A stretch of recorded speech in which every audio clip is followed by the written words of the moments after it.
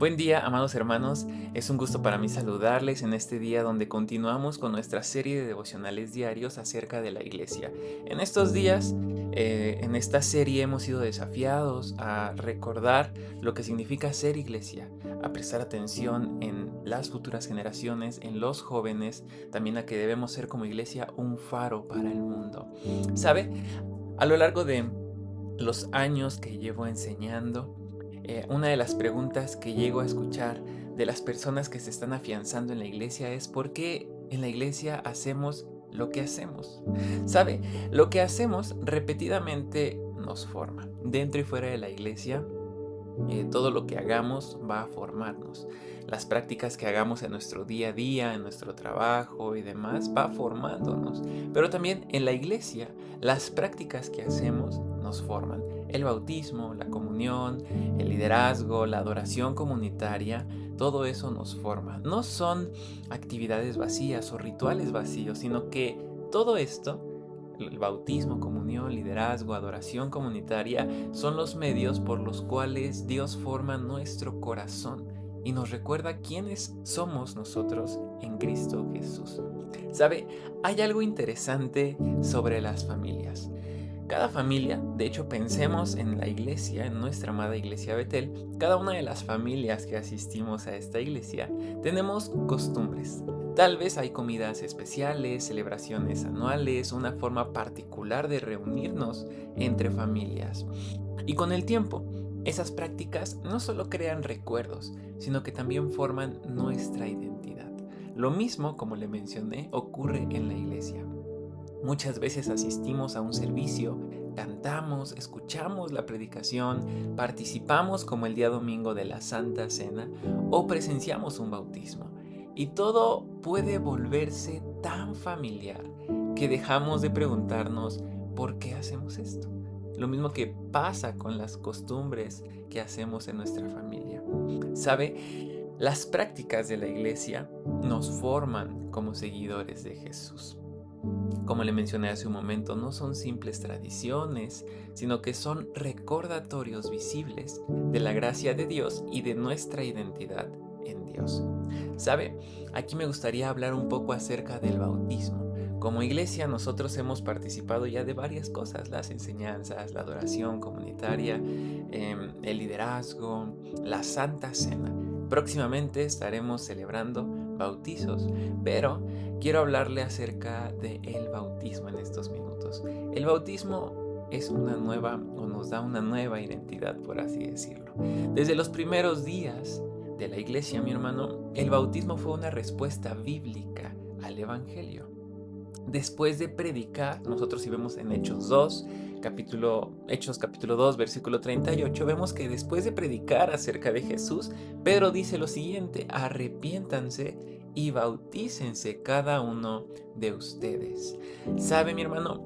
Como lo hemos hablado en alguna ocasión, el bautismo no es lo que nos da la salvación. El bautismo no es un requisito para ganarnos el amor de Dios, sino que el bautismo es el testimonio de que ya hemos sido alcanzados por la gracia de Dios. Es como la señal visible de que hemos reconocido a Jesús como nuestro suficiente Salvador. ¿Sabe? Pablo también lo explica de forma simbólicamente y nos habla que el bautismo es cuando morimos y resucitamos con Cristo. Es como decir, mi vida vieja ya no me define, ahora pertenezco a Jesús. Por eso, mi hermano, el bautismo tiene que ver con identidad y arrepentimiento.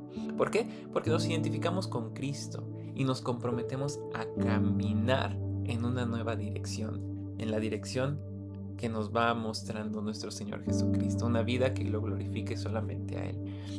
¿Sabe? Hoy es muy común que estemos tan familiarizados con las actividades rutinarias de la iglesia que olvidemos por qué lo hacemos. El bautismo, más que ser un requisito a cumplir, no es eso. Eso es algo como un cero a la izquierda. El bautismo es parte de nuestra identidad. En el bautismo nosotros recordamos quiénes somos en Cristo Jesús, eh, como lo explica Pablo, ¿no? Morimos y resucitamos juntamente con Cristo. Ahora, en Cristo Jesús sabemos que pertenecemos a Él. ¿Sabe?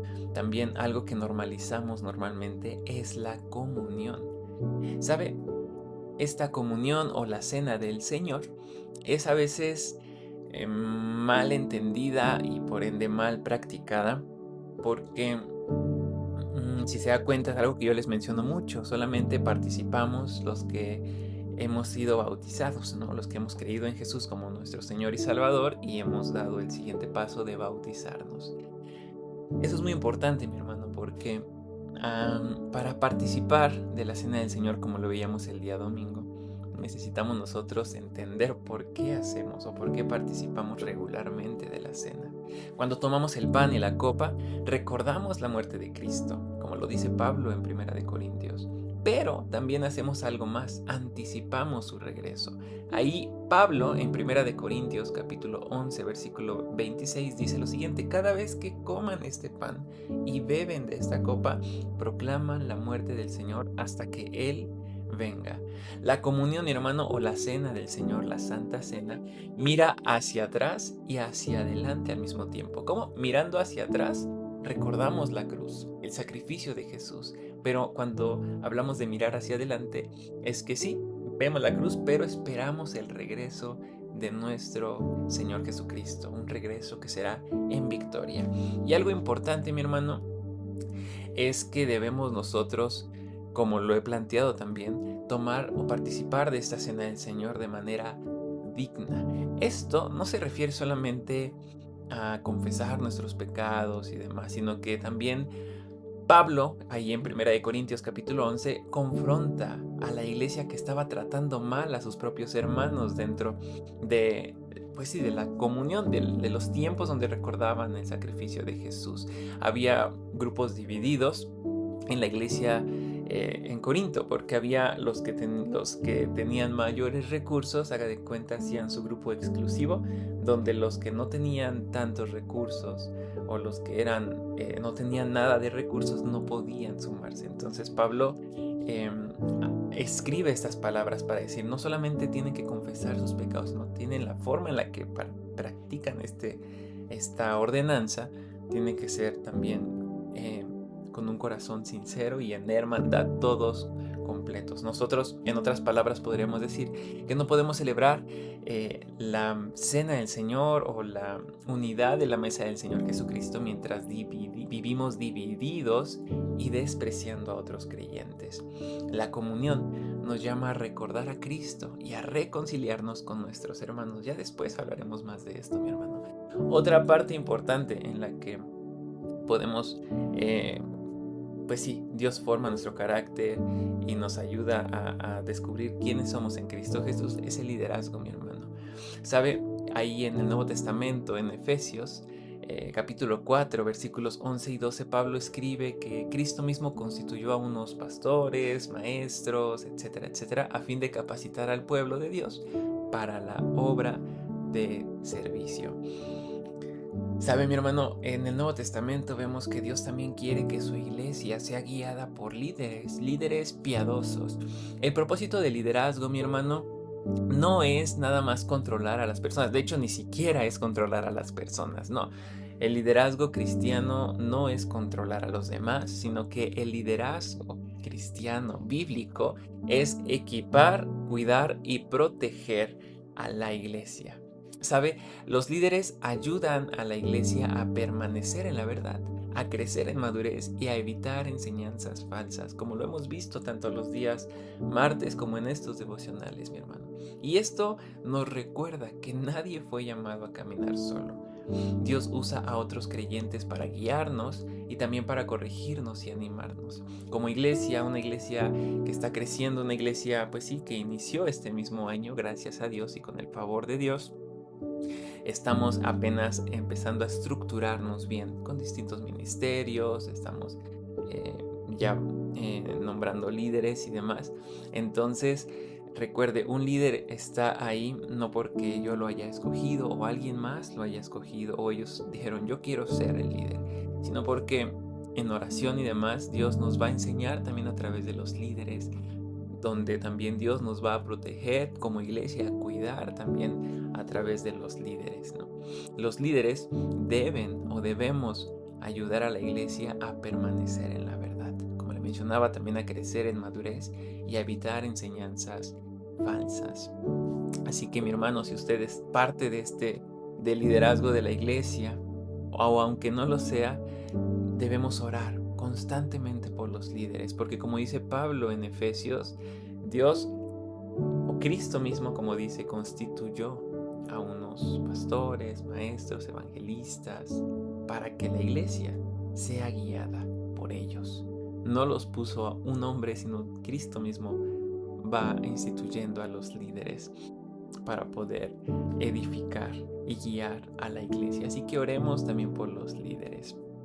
Esto nos recuerda también que aunque seamos líderes, aunque haya pastores, evangelistas, misioneros, nadie fue llamado a caminar solo, sino que Dios usa a otros creyentes para guiarnos, corregirnos y animarnos. Y eso es bueno, porque eso nos ayuda también a formar nuestro carácter como lo habíamos visto antes. Y lo último que podemos hacer comúnmente en la iglesia es la adoración en comunidad, la adoración comunitaria. ¿Sabe? La iglesia nos reunimos,